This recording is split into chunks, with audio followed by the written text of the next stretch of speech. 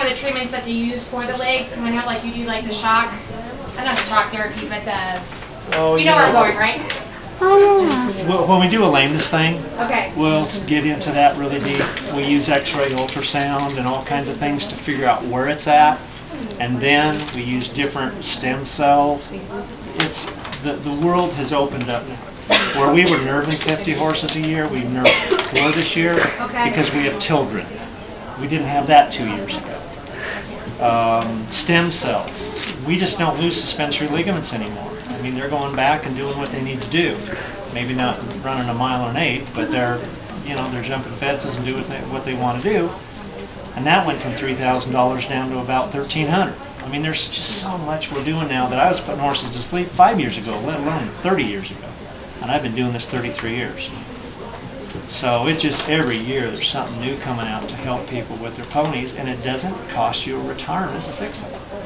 The trick is try to do something up front, prevent it, know how to take care of a horse correctly, wrapping legs, good shoeing, asking questions. We answer 300 phone calls a day here.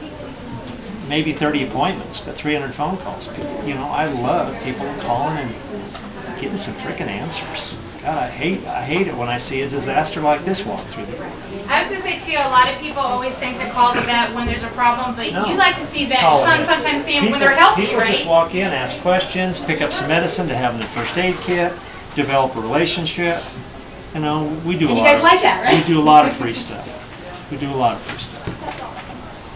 I just like to get that out there because so many people, I think, are afraid to come in and talk to the people. No. So. Try to find someone that's not grumpy and be able to talk to them.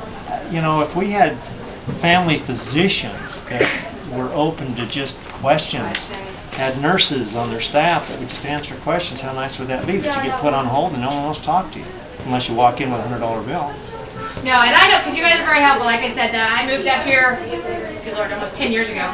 But the first time I brought my horse up here, like I said, from down below, and I was freaking out because my horse was, it was wintertime, it was raining, and it was shivering, and I thought I had done something wrong, and I called here, and I didn't know them, but I was like, my horse, it's shivering, do I do? No, they'll be fine, they're just generating heat. Put some food in them. Put some food in them, make sure, because it's winter, next year they'll get more fur, and so they were very nice, and it put my mind at ease. So I always say, if you are worried about something, it never hurts to pick up a phone call and ask about the horse or something like that.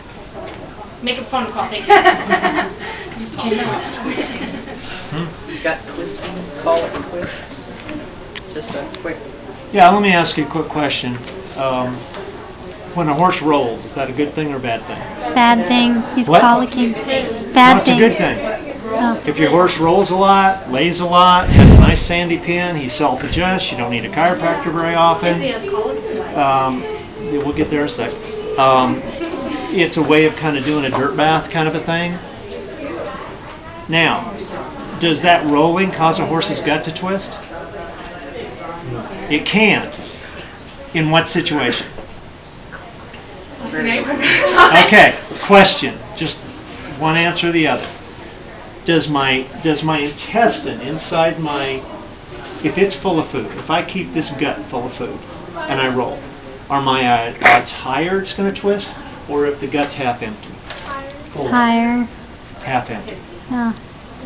If that thing is stuffed full of food and you're free feeding all the time, and there's just never a time when there's some food there, using grass hay to keep the body score down around 5 or 6. Don't give them alfalfa and let them get up to 9, because then we got to found or dead them out if they roll or not. So the bottom line is if I have a gut that's half empty and I roll, it'll flip. It'll twist. People who feed pellets twice a day and their horses roll, they have a right to be concerned.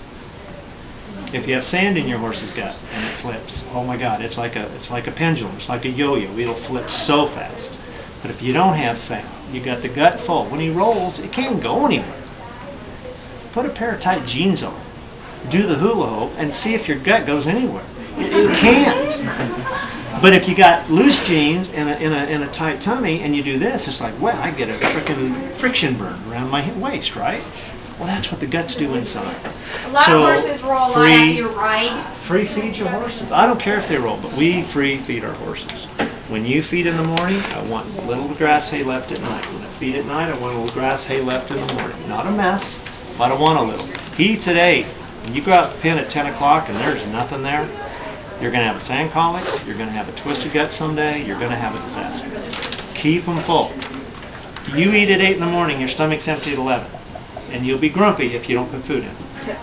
If I fed you at 8 in the morning and fed you at 6 at night, you wouldn't be a happy girl. Horses aren't either.